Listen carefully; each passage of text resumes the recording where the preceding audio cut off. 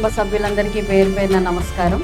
స్వదేశీ ఖాదీ నుంచి ఆత్మనిర్భర్ భారత్ చంద్రయాన్ దాకా ఇంకొక మరొక అడుగు ముందుకు వేస్తూ ఏఐ టెక్నాలజీస్ దాకా ఈరోజు 80 సంవత్సరాల భారతావని ఎంతో పురోగమనానికి చేరుకుంది. పేదరికం నుంచి పురోగతి దాకా ముందుకు వెళ్తూ ఉంది.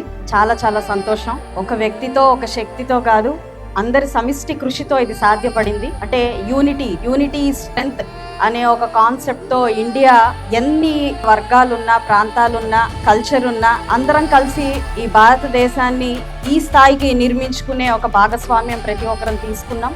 నేడు ఎంతో సగర్వంగా 80 సంవత్సరాల భారతదేశ స్వాతంత్రాన్ని మనం అందరం సెలబ్రేట్ చేసుకుంటున్నందుకు చాలా చాలా చాలా సంతోషంగా ఉంది. భారతదేశం ఈ రోజు మనం ఎంతో స్వేచ్ఛగా ఊపిరి పీల్చుకుంటున్నామంటే ఆ హీరోస్ యొక్క కృషి, వారి యొక్క త్యాగం, అది ఈ రోజు మనం అందరం స్మరించుకోవాల్సిన అవసరం ఉంది.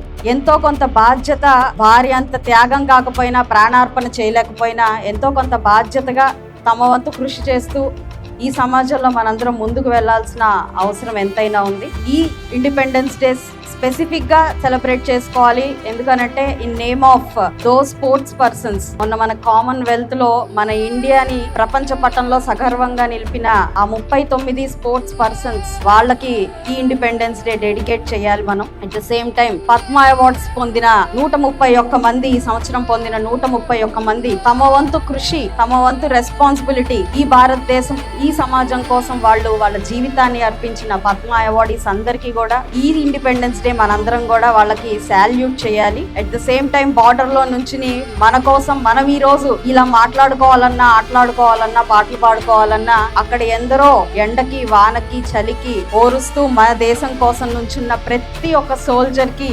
సాల్యూట్ చేస్తూ, అయితే మన సొసైటీలో మనం ఒక సోల్జర్ అవ్వక్కర్లేదు, లేదనంటే ఒక ఎన్జిఓ రన్ చేయక్కర్లేదు, ఒక పద్మ అవార్డు లాగా జీవితాంతం మనం సమాజానికి డెడికేట్ కూడా చేయక్కర్లేదు, ఒక అథ్లెట్ లాగా మనం మన బాడీని, మైండ్ ని కూడా పెట్టాల్సిన పని లేదు. అయితే మనం చేసే చిన్న స్టెప్, ఒక్క అడుగు ముందుకు వేస్తూ, ఒక్క అడుగు బాధ్యత వైపు మనం నడిస్తే చాలు, వారందరితో సమానమే అని నాకు అనిపిస్తూ ఉంది. ఎందుకంటే ఈరోజు ఎంతో గొప్పగా డెవలప్డ్ కంట్రీస్ అన్నిట్లో ప్రధానంగా అవి డెవలప్ అవడానికి కారణం పబ్లిక్ అవేర్నెస్, పబ్లిక్ కాంట్రిబ్యూషన్ మాత్రమే.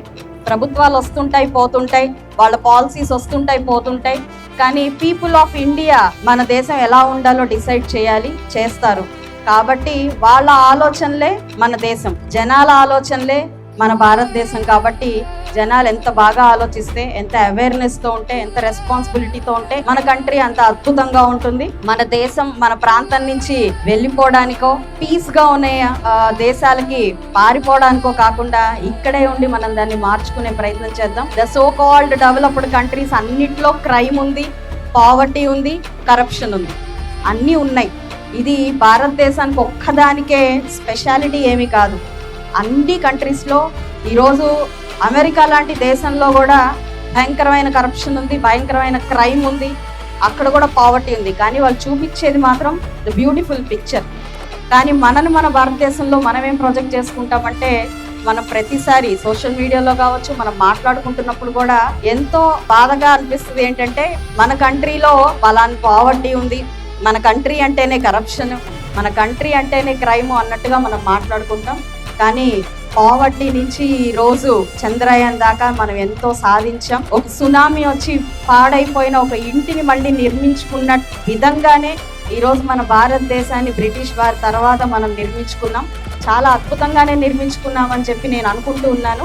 ప్రతి ఇంటి మీద జెండా ఎగరేయాలి అని చెప్పి కోరడం జరిగింది ప్రభుత్వం. దాని అర్థం మనం దేశభక్తులను జెండా పెట్టేస్తే కాదు, ఆ రోజు క్విట్ ఇండియా మూవ్మెంట్ ని గుర్తు చేసుకుంటూ ఎందరో త్యాగాలు చేసి ఒక జెండాని బ్రిటిష్ వారి సముదాయం మీద పెట్టిన రోజుల్ని గుర్తు చేయడం కోసం ఆ నిర్ణయం తీసుకొని అవి చేస్తున్నాము. అదే విధంగా ఫ్లాగ్ ర్యాలీలు లేదంటే ఇవన్నీ చేసేది కూడా నాటి త్యాగాలని గుర్తు చేసుకోవడానికి మాత్రమే.